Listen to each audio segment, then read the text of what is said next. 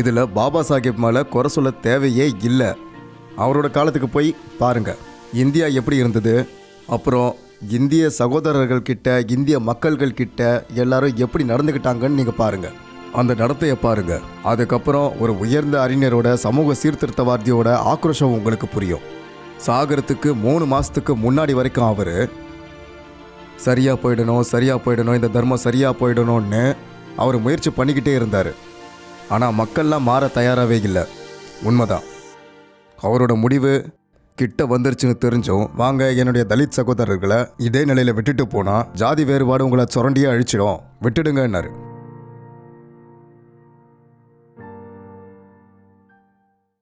வணக்கம் sir. Sir, இன்னைக்கு புத்த ஜெயந்தி. அப்புறம் டாக்டர் பாபா சாஹேப் அம்பேத்கர் நாக்பூரில் தர்மம் மாறினப்போ ஒரு பலத்த தர்மத்துக்கு அவர் ஒரு 22 உறுதிமொழிகளை எடுத்தார். அதில் நிறைய உறுதிமொழிகளில் 1-2 விஷயம் இதுவும் இருந்துச்சு. அது என்னென்னா, நான் பிரம்மா, விஷ்ணு, மகேஸ்வரனை நம்ப மாட்டேன். புத்த பகவான், அதுக்கப்புறம் விஷ்ணுவை, அவங்கள கூட நம்ப மாட்டேன். இந்து தர்மத்தில், சனாதன தர்மத்தில் இருக்கிற உபனிஷத்து, வேதாந்தம், அப்புறம் வேதம், கீதை, அந்த மாதிரி நூல்களில் இருந்து சமூகத்தோட ஒரு ஒரு பகுதிக்கு எந்த ஒரு விஷயமுமே தெரியாது. அவர் அந்த பக்கமாக போகவே விரும்பலை. ஏன்னா பாபா சாஹேப் முன்னாடியே நினைக்கிறவங்க கீதையையும் உபனிஷத்தையும் இந்து தர்மத்துடைய பகுதின்னு நினைக்கிறாங்க.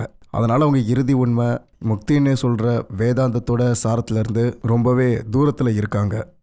அவங்கள எப்படி இந்த பக்கம் கொண்டு வர்றது? இங்கே பாருங்க, எந்த ஒரு மருந்துக்கும் பக்க விளைவுகள் இல்லாமல் இருக்காது. மருந்து கொடுத்து தான் ஆகணும். இல்லைன்னா நோயாளியை காப்பாற்றுறது ரொம்ப கஷ்டமாக போயிடும்.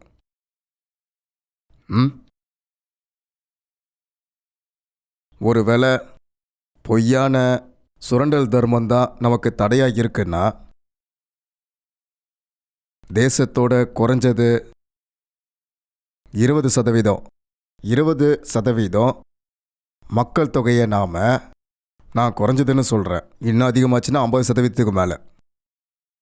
சுரண்டல் தர்மத்தை விட்டுடுங்கன்னு ஏன் நாம் சொல்லக்கூடாது? நாம் சொல்லி தான் ஆகணும். சொன்னால் என்ன தப்பு? அப்புறம் அந்த செய்முறையில் சுரண்டல் தர்மத்துடைய சின்னங்களையும் நாம் ஒதுக்க சொல்ல வேண்டி இருக்கு. ஏன்னா இது சுரண்டலை அதிகரிக்கும்.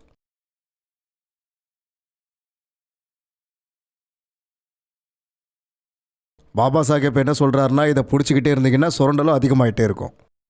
இதையெல்லாம் பிடிச்சிக்கிட்டு இருந்தீங்கன்னா உங்களுக்கு சுரண்டல் நடக்கும். ஆனால் நீங்கள் எது ரொம்ப சரி, புராண சின்னங்கள் இல்லை, சுரண்டல் சின்னங்களை விட்டத்தோடு சேர்த்து தத்துவத்தையும் இங்கே இருக்கிற நிறைய பேர் விட்டுட்டாங்க. அது தப்பாயிடுச்சு. அது நடைமுறைக்கு பார்த்தீங்கன்னா ரொம்பவே தப்பாயிடுச்சு. அது ஒரு தத்துவம், கொலாட்ரல் டேமேஜ்னு சொல்லுவோம். அந்த விஷயத்தை நான் திரும்ப திரும்ப சொல்கிறேன் இல்லையா, throwing the baby with the bath water. உங்களோட நல்லதுக்கு நினச்சவங்க எல்லாரும் தர்மத்துடைய சீர்திருத்தவாதிகள். சமூக சீர்திருத்தவாதிகள் தர்மத்தில் இருக்கிற கெட்டுப்போன விஷயத்தை அடியோடு விட்டுட சொன்னாங்க. ஆனால் நாம் அவங்க பேச்சை விட்டுட்டு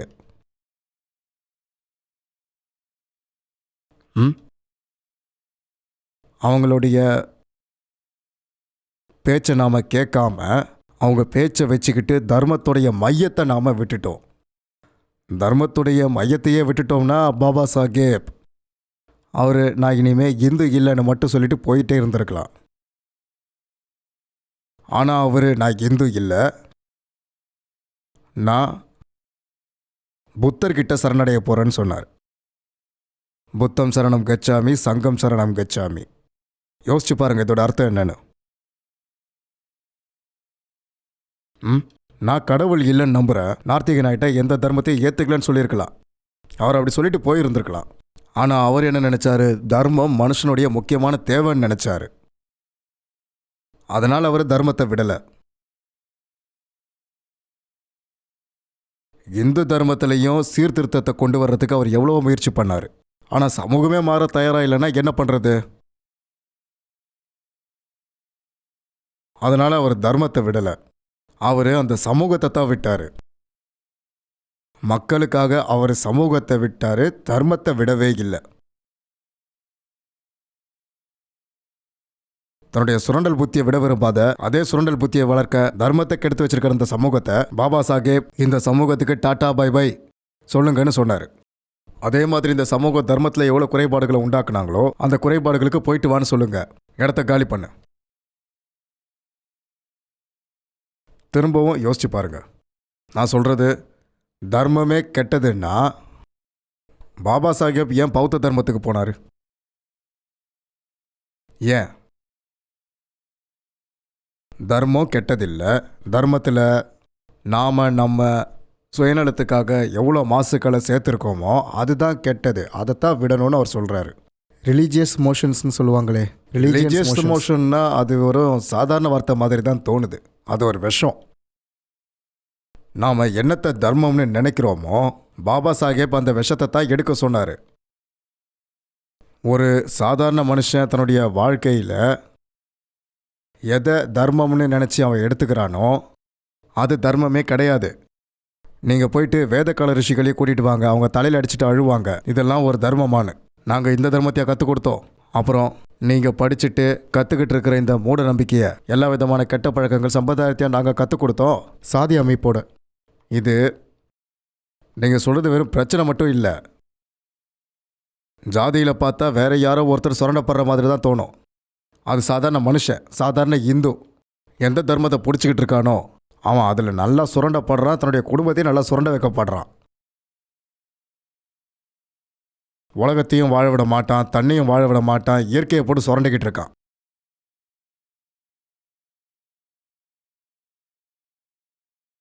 இவங்க செய்கிற விஷயங்கள்லாம் பார்த்தீங்கன்னா வெறும் சாதிக்கு எதிராக மட்டும் இல்லை, இது ரிஷிகளுக்கோ எதிராக கூட தான் இருக்கு. நாம் ஒரு 2 விஷயத்தை மட்டும் புரிஞ்சிக்கவே மாட்டோம். அதில் ஒன்று என்னன்னா, நாம் வேற வேறையா பார்க்கவே மாட்டோம். நமக்கு ஒரு பக்கம் சமூகம், இன்னொரு பக்கம் ஆன்மீக மனுஷன் அப்படின்னா ஒருத்தர் இருக்காரு. அவர் இந்த சமூகத்தை விட்டு விலகி சமூக சீர்திருத்தம்னு நினைக்கிறாரு. நல்லா புரிஞ்சுக்கோங்க. ஒரு சமூகம் இருக்கு, ஆனால் அந்த சமூகம் ஒரு சராசரி மனுஷங்களோடது. அவங்க சுயநலத்துக்காக எல்லாரும் ஒரு கட்டமைப்பை உருவாக்கிக்கிட்டாங்க. ஒரு கட்டமைப்பை அவங்க உருவாக்கிக்கிட்டாங்க. அதிலே அவங்க போயிட்டுருக்காங்க. அதே சமூகத்திலேருந்து சில ரொம்ப வித்தியாசமான திறமையான அபூர்வமான மனுஷங்க பிறக்கிறாங்க. அவங்க நாங்கள் இந்த சமூக அமைப்பு மாதிரியான இருக்கவே மாட்டோம் அப்படின்னு அவங்க சொல்கிறாங்க. பழைய காலத்தில் இடிப்பட்டவங்க சமூகத்துடைய சாதாரண கட்டமைப்பு, சமூகத்துடைய 4 சவத்துக்குள்ளேருந்து வெளியே போயிட்டாங்க. ஏன் வெளியே போனாங்கன்னா அவங்களுக்கு அந்த சமூகத்தில் இருக்கவே முடியாது. அவங்களுக்கு மூச்சு திணறும். இல்லைனா சமூகத்தில் இருக்கிறவங்க அவங்கள கொன்னுடுவாங்க. அதனால் அவங்க வெளியே போயிடுவாங்க. இந்த சமூகத்துக்கு எதிரானவங்க. அவங்க ரிஷி ஆனாங்க. அங்கே அவங்க உக்காந்துக்கிட்டு சமூக சீர்திருத்த அவங்க ரொம்ப முயற்சி பண்ணாங்க. அந்த முயற்சிக்கு பேர் தான் தத்துவம், அதாவது ஃபிலாசபி. இப்போ சமூகம் ஒரு போக்கில் போயிட்டுருக்கு, ஒரு பாதையில் போயிட்டுருக்கு. ஆனால் ரிஷிகளோடது ரொம்பவே சின்ன குழு. அவங்க சுத்தமாக புது விஷயத்த சமூகத்துக்கு சொல்ல விரும்புகிறாங்க. சமூகத்தை பார்த்து சொல்கிறாங்க, நீங்கள் தப்பாக இருக்கீங்க, பழைய இருட்டில் போய்கிட்டு இருக்கீங்க. நான் என்ன சொல்ல வரேன்னு தெரியுதா? புரிஞ்சுக்கோங்க, முழிச்சுக்கோங்க, உங்களை பற்றி தெரிஞ்சுக்கோங்க. சமூக சுரண்டல் தான் நடக்குது. எல்லா விதமான சுரண்டலும் மனுஷன் தன்னையே சுரண்டிக்கிறான். மற்றவங்க கிட்ட, தன்னோட பக்கத்து வீட்டுக்காரங்க கிட்ட இருந்து சுரண்டான். ரிஷி சொன்னார், சுயநலத்தில் நடக்கிற வாழ்க்கை, சுயநலத்தில் நடக்கிற சமூகம் வாழ தகுந்ததே இல்லை. சமூக சுரண்டல் தான் இது எல்லாமே நடக்குது. அதில் உங்கள் வர்ணாசிரமம் எல்லாத்தையும் போட்டுக்கோங்க. நிறைய ஸ்மிருதி, இலக்கியம், சமஸ்கிருதம் இதில் எல்லாத்துலேயும் இருந்தும் வந்து அது சமூகமானது அப்படின்னு அவங்க சொல்லியிருக்காங்க. அது என்னன்னா மனுஷங்க எழுதினது, மனுஷங்க சமூகம் எழுதினது. புரியுதா? மனுஷன் சமூகத்துக்கான எழுதினது. சரி, முனிவர்கள் சமூகத்திலேருந்து ஒதுங்கி போனாங்க இல்லையா, அவங்களுடைய எழுத்துக்களை சமஸ்கிருதத்தில் சொல்லியிருக்காங்க. அவங்களோட எழுத்துக்களை ஸ்ருதின்னு சொன்னாங்க. அப்புறம் அது அபிருஷயம்னு சொன்னாங்க. அது மேலானதுன்னு சொன்னாங்க. ஸ்மிருதின்னு ஒரு இலக்கியம் இருக்கு. அது மனுஷன் எழுதுனன்னு சொல்லலாம், மனுஷன் தான் எழுதுனான். இன்னைக்கும் பார்த்தீங்கன்னா மனுஷன் அதை எழுத முடியும். அதில் எந்த தடையுமே இல்லை. நீங்கள் கூட இன்னைக்கு எழுதலாம். ஸ்மிருதி இலக்கியத்தில் இன்னைக்கு இருக்கு. தர்ம சூத்திரங்கள், வரலாறுகள், அப்புறம் இலக்கிய நூல்கள், இது எல்லாமுமே வரலாற்று நூல்கள், புராணங்கள், ஸ்மிருதிகளில் தான் இருக்கு. நல்லா புரிஞ்சுக்கோங்க. இதெல்லாம் வச்சு தான் சமூகம் போயிட்டுருக்கு. முனிவர்கள் தத்துவங்களை உருவாக்குனாங்க, வேதாந்தம் வந்துச்சு. வேதாந்தம்னா என்ன? இது எல்லாத்துக்கும் எதிரான ஒரு கிளர்ச்சி. ஆனால் நமக்கு தான் புரியல. இது நல்லா புரிஞ்சுக்கோங்க. இது நோய்வாய்ப்பட்டவங்களுடைய ஒரு கூட்டம். ஆயிரக்கணக்கானவங்க, லட்சக்கணக்கானவங்க நோய்வாய்ப்பட்டிருக்காங்க. இங்கே முனிவர்கள் இருக்காங்க. அவங்க டாக்டரோட ஒரு சின்ன குழுன்னு நினச்சிக்கோங்க. 10-20 டாக்டர், ஆயிரக்கணக்கான நோயாளிகள். இந்த நோய்வாய்கள் சும்மா ஒன்றும் நோய்வாய்ப்படலை. அவங்களுக்கு நோய்வாய்ப்படுறது பழைய பழக்கம். அவங்க நோயோட மோசமான வடிவங்களை பிடிச்சிக்கிட்டாங்க. அதனால் அவங்க நோய்வாய்ப்பட்டு இருக்காங்க. புரியுதா? இவங்க நோயின் பக்கம் தங்களோட புத்தகத்தை எழுதிக்கிட்டாங்க. அந்த நோய் அவங்களோட புத்தகத்தில் தெரியுது. முனிவர்கள் அங்கே போயிட்டு இந்த நோயாளிகளுக்கு ஆரோக்கியம் கொடுக்கறதுக்காக முயற்சி பண்ணாங்க. நோய்கள்லேயே ஒரு நோயுடைய பேர் சாதி. அதனால் முனிவர்களுக்கு எதிராக எழுதின விஷயம் எல்லாம் சாதிக்கு எதிரானது. சாதிக்கு எதிரான ஒரு பேச்சு கடந்த 100 வருஷங்களில் தான் நடந்துச்சுன்னு நாம் நினைக்கிறோம். இல்லை, சாதிக்கு எதிராக நடந்த பேச்சுவார்த்தை வேதாந்த காலத்திலேருந்தே நடந்துட்டு வருது. நான் உங்களுக்கு பல முறை சொல்லியிருக்கேன், ஒரு முழு உபநிடதமே சாதியை கடுமையாக எதிர்க்கிறதுக்கு தயாராக இருக்கு. வேதாந்தத்துடைய முழு சாரமே சாதியை எங்கேருந்துமே அவங்க ஏற்றுக்கல. ஆனால் ரிஷி இங்கே உட்காந்துக்கிட்டு சமூக சீர்திருத்தத்துக்கான முயற்சி செஞ்சார். ஆனால் சமூக சீர்திருத்தத்துக்கு தயாராக இல்லை. அவங்க பேச்சை கேட்க தயாராக இல்லை. மேலோட்டமாக மரியாதை கொடுத்தாங்க. அதே ரிஷின்னு ரிஷியோட பேச்சை இன்னைக்கு வரைக்கும் யார் கேட்டிருக்காங்க? ரிஷி எவ்வளோ சொல்லிக்கிட்டு இருக்காரு, ஆனால் அதை கேட்கறதுக்கு நாம் யாருமே தயாராகவே இல்லை. அவருடைய நூல்களில் எல்லாமே தெளிவாக எழுதியிருக்கு. சமூக மக்களே, உங்களுடைய நம்பிக்கைகள், பழக்க வழக்கங்கள், வற்புறுத்தல்கள் எல்லாமே பொய்ன்னு ரிஷி இதைத்தான் சொல்லிட்டு இருக்காரு. ஆனால் சமூகத்தில் யாரும் கேட்கல. இன்னைக்கு நிலைமை என்னன்னா, சமூகம் ஒரு நோயாளின்னு புரிஞ்சுக்கல.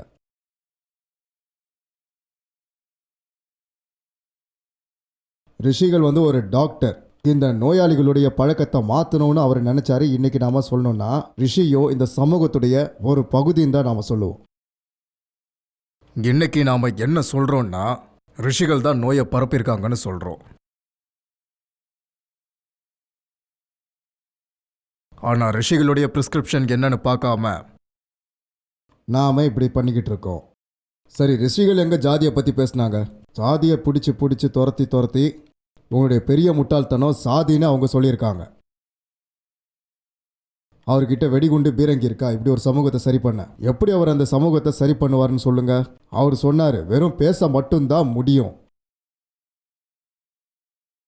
அவர் என்ன பண்ணுவார் பாவம்? இன்னைக்கு என்னன்னா, சாதி வெறி குற்றச்சாட்டை ரிஷிகள் மேலே போடுறோம். ரிஷினா யாரு? தத்துவ ஞானி ரிஷிகள். இவங்க தான் போட்டாங்கன்னு. கிட்டத்தட்ட இது எப்படி இருக்குன்னா, நம்ம சமூக மாதிரியே கொஞ்சம் சாதாரணமானவர்கள் இருக்காங்கன்னு வைங்க. டீச்சர் அவங்களுக்கு புரிய வைக்க வராங்க.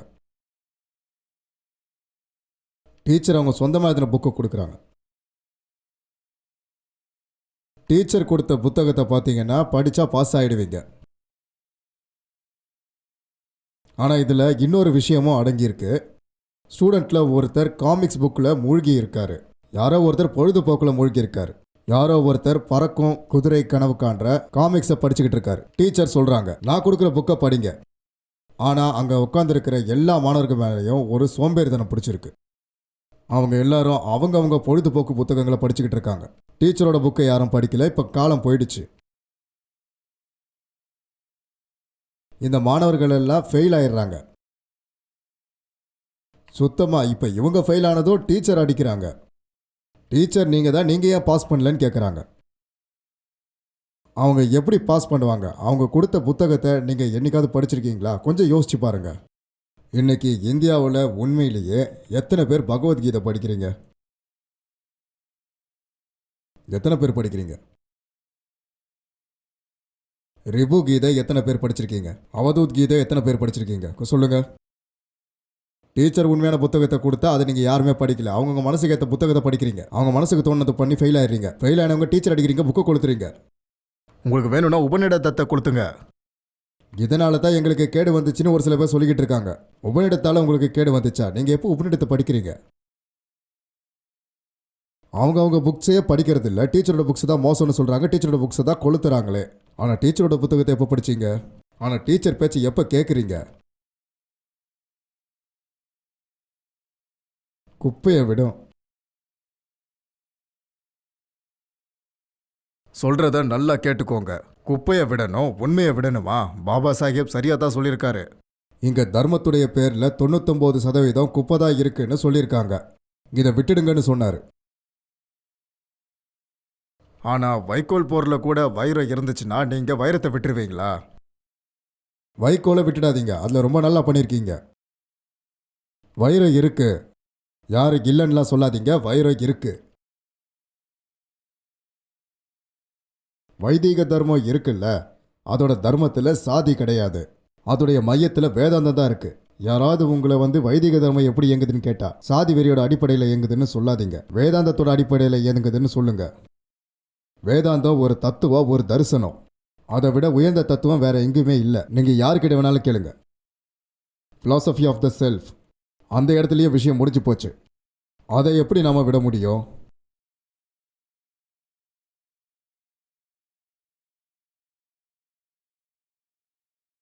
விஷயம் புரியுதுல்ல?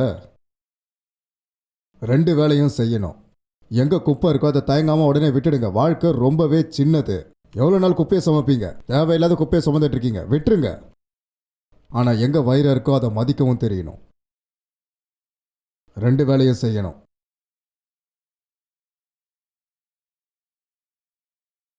விஷயம் புரியுதா புரியலையா?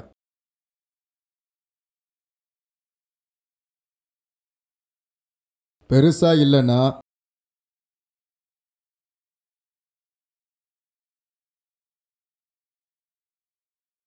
ஒரு சோகமான விஷயம் நடந்துரும். ட்ராஜடி என்னன்னு தெரியுமா?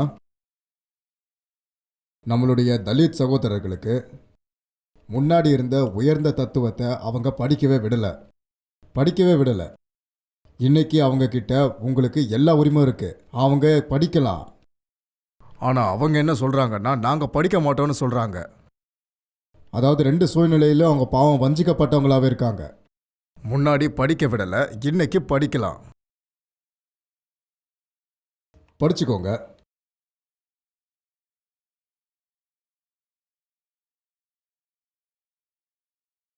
பாபா சாஹேப் மேலே தப்பு கண்டுபிடிக்க எந்த ஒரு அவசியமும் கிடையாது. அவர் காலத்தில் இந்தியா எப்படி இருந்துச்சுன்னு பாருங்க. இந்தியாவில் இந்து மக்கள் அவங்க சகோதரர்கள் கிட்ட எப்படி நடந்துக்கிட்டாங்கங்கிறதையும் நீங்கள் கொஞ்சம் பாருங்க. அந்த நடத்தையை பாருங்க. அதுக்கப்புறம் உங்களுக்கு ஒரு உயர்ந்த சமூக சீர்திருத்தவாதியுடைய கோபம் நியாயமாக என்னன்னு புரியும்.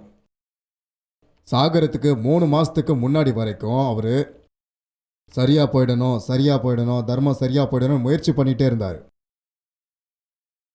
ஆனால் மக்கள் மாற தயாராகவே இல்லை. அவர் முடிவு கிட்ட வந்துச்சுன்னு தெரிஞ்சதும், வாங்க நான் உங்களை, என் தலித் சகோதரர்களை, உங்கள் எல்லாரையும் ஒரே நிலையில் விட்டுட்டு போனா இந்த சாதி வேறுபாடுகள் உங்களை தொடர்ந்து சுரண்டிக்கிட்டே தான் இருக்கும். சாதி வேறுபாடுகளை விட்டுடுங்க, கண்டிப்பாக நீங்கள் இதை விட்டுடுங்கன்னு சொன்னார். கேட்கல. எந்த வேதாந்தம் சாதி வேறுபாடு எடுத்துக்கிச்சு? சாதியுடைய வேறுபாடுகள் மட்டும் இல்லாமல் முழு வர்ணாசிர தர்மமுமே வேதாந்தத்தால் ஒதுக்கப்படலை. கண்டிப்பாக இல்லைன்னு தான் அவர் சொன்னார். வேதாந்தம் என்ன சொல்லுதுன்னா நீங்க வெறும் உடம்பு மட்டும் கிடையாது. அது உடம்புங்கிறதே இல்லைன்னா உங்களுக்கு வயசுங்கிறதே ஆகாது. வயசுங்கிறதே இல்லாம வர்ணாசிரமம் எப்படி நடக்கும்? நீங்க உடம்பே இல்லைன்னா உங்களுக்கு ஏது ஜாதி? உடம்பு இல்லாம ஜாதி எப்படி இருக்கும்? விஷயம் முடிஞ்சது அத்தோட. ரெண்டுமே காலி. வேதாந்தம் உங்களை வெறும் விழிப்புணர்வா தான் பார்க்குது. அதோட லட்சியம் உங்களோட அழிவு. உங்களுடைய முடிவு விடுதலை, சூன்யம். இங்க வேதாந்தம், பௌத்தம் எல்லாம் ஒண்ணா சேருது. விடுதலை பெறுங்க, ஒன்றும் மிச்சமாக கூடாது. சுத்தமா இருக்கணும், காலியா இருக்கணும். உண்மையிலே சொல்லப்போனா சாதி வெறியை ஒழிக்க வேதாந்தத்தை விட ஒரு சிறந்த வழியே இல்லை. நம்மளோடது வைதிக தர்மம் தானே, வேதாந்த தத்துவம் தானே. யார் உண்மையா வைதிகமா இருக்காங்களோ அவங்க சாதி வெறியோடு இருக்க முடியாது. சாதி வெறி மாதிரி விஷயத்தை பார்த்து சிரிப்பாங்க. இதெல்லாம் ஒரு விஷயமான கேலி பண்ணுவாங்க. என்ன முட்டாள்தனம் இது? ஆத்மா நம்மளுடைய ஜாதி, சரியா? கோத்திரம் நம்மளுடைய பிரம்மம், புரியுதா? உண்மை நம்மளுடைய அப்பா, அப்புறம் விடுதலை நம்மளுடைய தர்மம். ஜாதி நம்மளுடைய ஆத்மா, கோத்திரம் நம்மளுடைய பிரம்மா, உண்மை நம்மளுடைய அப்பா, விடுதலை நம்மளுடைய தர்மம். இதுதான் வேதாந்தம். இன்னும் எத்தனை பேர் விடுவாங்கன்னு நமக்கு தெரியல. ஆனா நம்மளுடைய சமூகம் வேதாந்தத்தை ஏத்துக்கவே தயாராகவே கிடையாது. இன்னைக்கும் இந்து மக்கள் அவங்களோட தர்மத்தில் எதையோ அவங்க பிடிச்சுக்கிட்டு இருக்காங்க. இந்து தர்மத்தில் நீங்கள் பார்த்துருக்கீங்களா? பாபா சாஹேப் விட்டுட்டாரு, நீ எத்தனை பேர் விட்டாங்கன்னு தெரியல. நீங்கள் அவங்கள குறை சொல்ல முடியாது. ஏன்னா மனுஷங்களோட கண்ணியம் சுதந்திரம் ரொம்ப பெரிய விஷயம். தங்களை சமமாக நினைக்காத, தங்களை இழிவாகவும் தாழ்வாகவும் நினைக்கிறவங்க கிட்ட எப்படி இருக்க முடியும்? அறிவு அடிப்படையில் கூட மக்களை விட்டுட்டு அவங்க போயிடுவாங்க. யாருக்கெல்லாம் அறிவு, யோசனை, ஞானம் கொஞ்சம் பலமாக இருக்கும், நான் இந்த தர்மத்தில் இருக்க முடியாது. இதில் இந்த அளவுக்கு மூட நம்பிக்கைகள், இவ்வளவு தீமைகள் இருக்குன்னு அவங்க சொல்லுவாங்க. தீமைகள்லேயே நீங்கள் பார்த்தீங்கன்னா ரொம்ப பெரிய தீமை இந்த சாதி வெறி. தீமை சாதி வெறி, அதை நான் அவங்க விட்டுடுவேன்னு அவங்க சொல்லுவாங்க.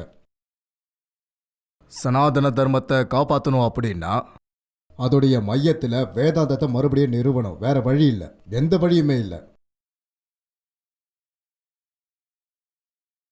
நாம ரிஷிகளுக்கு எப்பவுமே மரியாதை கொடுத்ததே கிடையாது. அப்புறம் நாம கண்டபடி இருக்கிற எல்லா புத்தகத்தையும் மறைநூல் இல்லைன்னா சாஸ்திரம் அப்படின்னு சொல்றத நிறுத்தணும். தர்மம் விடுதலைக்காக இருக்கு. அதோட ஒரே குறிக்கோள் விடுதலை. ஆனா அது யாருடைய விடுதலைன்னு சொல்லுங்க? அகங்காரத்தோட விடுதலை. அதனால எந்த புத்தகம் அகங்காரத்தோட விடுதலையை பத்தி பேசுதோ அது. எந்த புத்தகங்கள் அங்கங்க இருக்கிற 50 கதைகளை பற்றி பேசுதோ அந்த புத்தகத்தை சாஸ்திரம்னு ஏற்றுக்க நம்ம கண்டிப்பாக மறுத்தே ஆகணும். தர்மம் நம்மளுடைய பொழுதுபோக்குக்காக ஒன்றும் கிடையாது, நம்மளுடைய விடுதலைக்காக இருக்கு. எந்த புத்தகம் நம்மளுடைய விடுதலைக்காக உதவுதோ நாம் அதை ஏற்றுக்குவோம். உண்மை. மற்றதெல்லாம் பழைய அருங்காட்சியகத்தில் இடம்பெற்றிருக்கும்.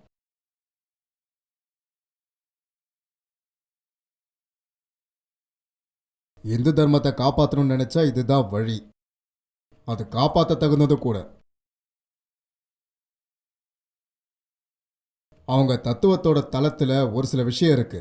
அது மனித குலத்தோட வைரம், முத்து. அதை காப்பாத்துங்க.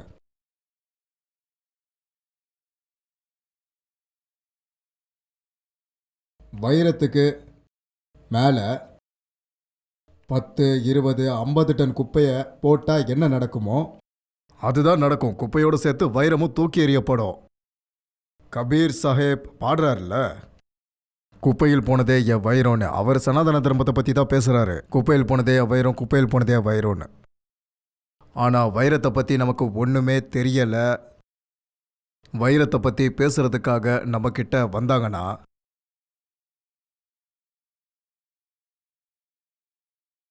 இங்கே குப்பைவாதிகள்லாம் இருக்காங்க. அவங்களாம் இதை கேட்டாங்கன்னா ரொம்பவே கோவப்படுவாங்க. நான் சொல்லிக்கிட்டே இருந்தேன் ஏன் குப்பையை எடுக்கிறேன்னு. ரா பகலாக மிரட்டல் வருது. நான் உங்கள் குப்பையை தானே எடுக்கிறேன். உங்களுக்கு அதுலேருந்து என்ன தெரியுது? நான் உங்ககிட்ட வைரத்தை கொண்டு வரது உங்களுக்கு தெரியலையா? அந்த வைரத்தோட மதிப்பு உங்களுக்கு தெரியலையா? இந்த குப்பையெல்லாம் எடுக்கிற வரைக்கும் நான் திரும்பவும் சொல்கிறேன், இது வெறும் தலித் மேலே நடக்கிற அநீதி விஷயம் மட்டும் கிடையவே கிடையாது. பாபா சாஹேப் அம்பேத்கருடைய உறவை வெறும் ஒரு குறிப்பிட்ட சமூகத்தோட மட்டும் தொடர்பு படுத்தி பார்க்கக்கூடாது. இந்தியாவிலேயே 50% பெண்கள் தான் இருக்காங்க. விமன் இஸ் இமான்சிபேஷன் துறையில் கூட அவருடைய பேரை ரொம்பவே முன்னாடி வைக்கணும். ஏன்னா சுரண்டல் நடக்கும்போது எல்லாத்துக்குமே நடக்கும். ஒருத்தர் உள்ளுக்குள்ளேயே சுரண்டவராக ஆயிட்டாருன்னு வச்சுக்கோங்களேன், அவர் யாரையுமே விடமாட்டார். இயற்கை, சுற்றுச்சூழல், குழந்தைங்க, வயசானவங்க, ஆண் பெண் யாரும் கூட பார்க்காம எல்லாரையுமே அனுபவிக்க வைப்பாங்க. எல்லார்கிட்ட இருந்தும் தன்னுடைய சுயநலத்தை எடுக்கணும்னு நினைப்பாரு. சுரண்டலுக்கு எதிராக கிளர்ச்சி பண்ண வரும்போது அவங்களையும் காப்பாற்றவே மாட்டார். பாபா சாஹேப் வெறும் தலித்துகளை மட்டும் காப்பாற்றினாருன்னு சொல்றது தப்பு. முழு இந்தியாவே அவர் காப்பாற்றினாரு. சுரண்டவை எல்லாரையும் சுரண்டுற மாதிரி யாராவது வருவாங்க, யாராவது காப்பாற்றுவாங்கன்னு காத்துக்கிட்டு இருப்பீங்களா நீங்கள்?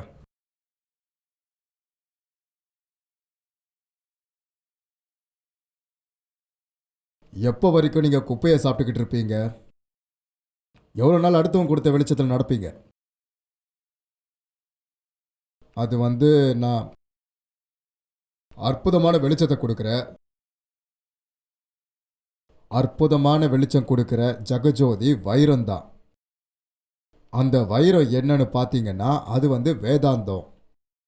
அதுதான் உங்கள் தர்மத்துடைய மூலம், சாரம், ஆதாரம், மையம் எல்லாமே அதுதான். அது ரொம்ப எளிமையானது, ரொம்ப சுருக்கமானது. உபநிடதங்கள்.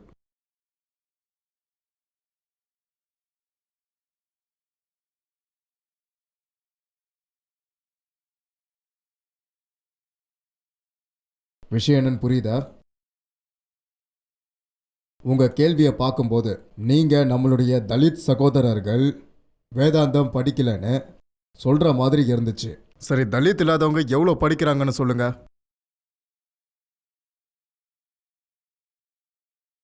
அவங்க எவ்வளோ படிக்கிறாங்க? வைரத்துடைய மதிப்பை இங்கே யாருமே பார்க்கல. யாருமே பார்க்கல.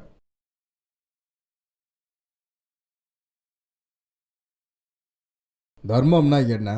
நம்ம பார்க்கறதெல்லாம் வெறும் சுயநலத்தோட ஒரு பொழுதுபோக்குடைய இடம்தான். விருப்பத்தை நிறைவேற்ற தர்மத்தை நோக்கி போகிறோம். இப்போலாம் கூட நான் நிறைய பார்த்துருக்கேன். நிறைய பேருடைய மனசில் தலித் மக்கள் கூட வேதாந்தம் நமக்கு இதெல்லாம் எதுக்குன்னு, சுரண்டல் எதுக்குன்னு தோணுது. அதே மாதிரி இன்னொரு பக்கம் பார்த்தீங்கன்னா நிறைய பேர் சாதி வெறியை மறுபடியும் உயிர்ப்பிக்க பண்ணுறாங்க. அதுக்கு வேற வேற பேர் கொடுக்க முயற்சி பண்ணுறாங்க. முன்னாடி இருந்த அமைப்பில் ஏதோ லாஜிக் இருக்குன்னு சொல்லிட்டு அதை அவங்க சரியாக நியாயப்படுத்துறதுக்கு அவங்க முயற்சி பண்ணுறாங்க. ஒரு லாஜிக்கோட என்ன லாஜிக்கு? அவங்க என்ன சொல்கிறாங்கன்னா, எல்லாருக்கும் வேலை செய்ய ஒரு அளவு இருக்குல்ல, ஒரு தகுதி இருக்குல்ல, அக்யூமெண்ட், எல்லாருக்கும் வேலை செய்ய ஒரு அக்யூமெண்ட் இருக்குல்ல, அதை வச்சு அவங்க மனுஷங்க வேலை செய்ய ஒரு அக்யூமெண்ட் இருக்குன்னா அவனுடைய அக்யூமெண்ட் எவ்வளோ? அவனுடைய அக்யூமெண்ட் எந்த அளவுக்கு இருக்கோ அதுபடி அவனுக்கு வேலையை கொடுக்க. என்னுடைய அக்யூப்மெண்ட் எவ்வளோன்னு என்னுடைய அப்பா எப்படி தீர்மானிப்பார்? என்னோட அக்யூப்மெண்ட் பற்றி என்னுடைய பையன் இல்லை என் பொண்ணுக்கிட்ட எப்படி போகும்? நீங்கள் கொஞ்சம் லாஜிக்காகவே யோசிச்சு பாருங்க. மனிதர்களுக்கிடையே இருக்கிற டிஎன்ஏல அவ்வளோ பெரிய வித்தியாசம் இல்லைன்னு தெரியுதா? இனத்தில் வித்தியாசம் இருந்தால் நிறைய டைம் நான் கேட்டிருக்கேன், ரத்தம் எடுக்கும்போது நீங்கள் சாதி பார்த்து தான் எடுக்கிறீங்களா? டெங்கு வரும்போது ஐயா நீங்கள் பிளட் லைட் கொடுங்க, பிளட் லைட் கொடுங்க அப்படின்னு சொல்லிட்டு அலறி அடிச்சுக்கிட்டு நீங்கள் ஓடுறீங்க. ஆனால் ஜாதி பார்க்கலையே. ஒரு ஸ்பீஷியஸ்க்கும் இன்னொரு ஸ்பீஷியஸ்க்கும் கொஞ்சமாக வித்தியாசம் ஏதாவது ஒன்று இருந்தால் கூட ஒரு மனுஷனுடைய ரத்தத்தை இன்னொரு மனுஷனுக்கு ஏற்றவே முடியாது. மனுஷனோட ஒரு இதயம், சிறுநீரகம், உடல் உறுப்புகள், கண்கள் இன்னொரு மனுஷனுக்கு பொருத்த முடியாது. ஏதோ ஒரு இடத்துல என்னோட ரத்தம் வேற உன்னோட ரத்தம் வேறன்னு சொல்கிறாங்க. போய் விஞ்ஞானிகள் கிட்ட கேளுங்க, உண்மையான ரத்தம் வேற வேறையான்னு. வேற இல்லை. எப்படி நியாயப்படுத்துறதுக்கு முயற்சி நடக்குது? நானும் பார்த்துருக்கேன். முழுசாக இந்த ஜாதி வரியை மறுபடியும் உயிர்ப்பிக்க ஒரு மறைமுகமான ரொம்ப பலமான முயற்சி நடந்துக்கிட்டு இருக்கு. 1-2 சகாப்தங்களா. எப்படி பண்ணுவீங்க? அது எந்த அடிப்படையில் பண்ணுவீங்க? என்ன சொல்லிட்டு பண்ணுவீங்க?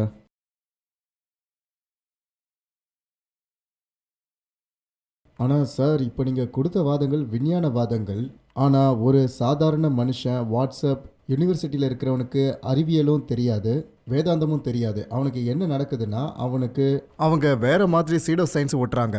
அதில் அவனுக்கு முன்னாடி நம்ம ரிஷிகளுக்கு இதெல்லாம் சொன்ன வாதத்தை நீங்கள் புரிஞ்சுக்கிறதுக்கு இவ்வளோ ஐக்கியம் வேணும். கொஞ்சம் நீங்கள் யோசிச்சு பாருங்கள். உங்களுக்கு ரத்தம் ஏற்றிருப்பாங்க, இல்லைனா உங்கள் பக்கத்தில் யாருக்காவது ஏற்றிருப்பாங்க. ரத்தம் ஜாதி பார்த்து ஏற்றுறாங்களோ இல்லையோ,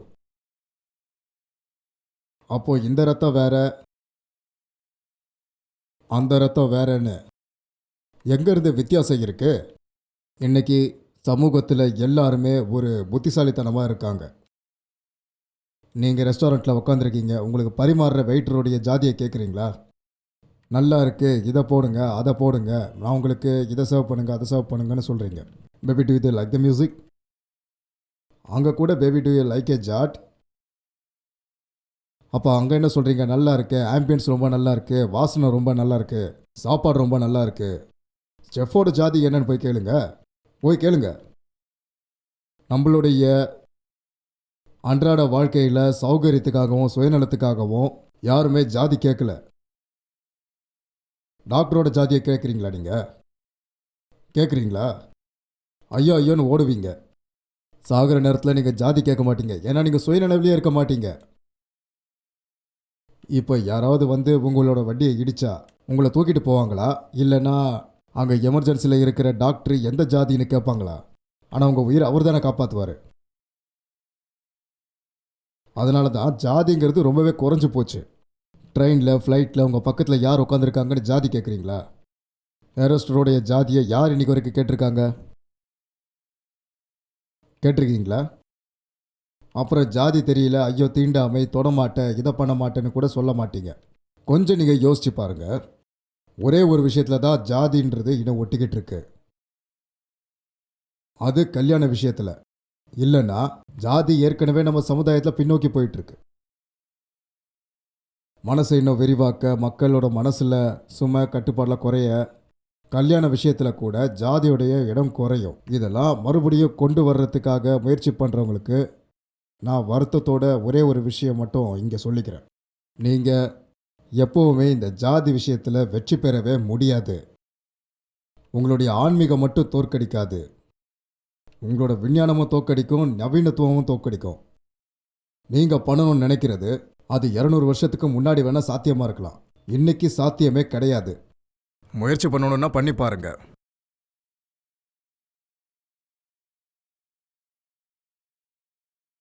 இங்கே நம்ம சகோதரர்கள் எவ்வளோ பேர் உட்காந்துருக்காங்க. முயற்சி பண்ணி சொல்லுங்கள், உங்களுக்கு எத்தனை பேரோட ஜாதி தெரியும்? எத்தனை பேரோடது?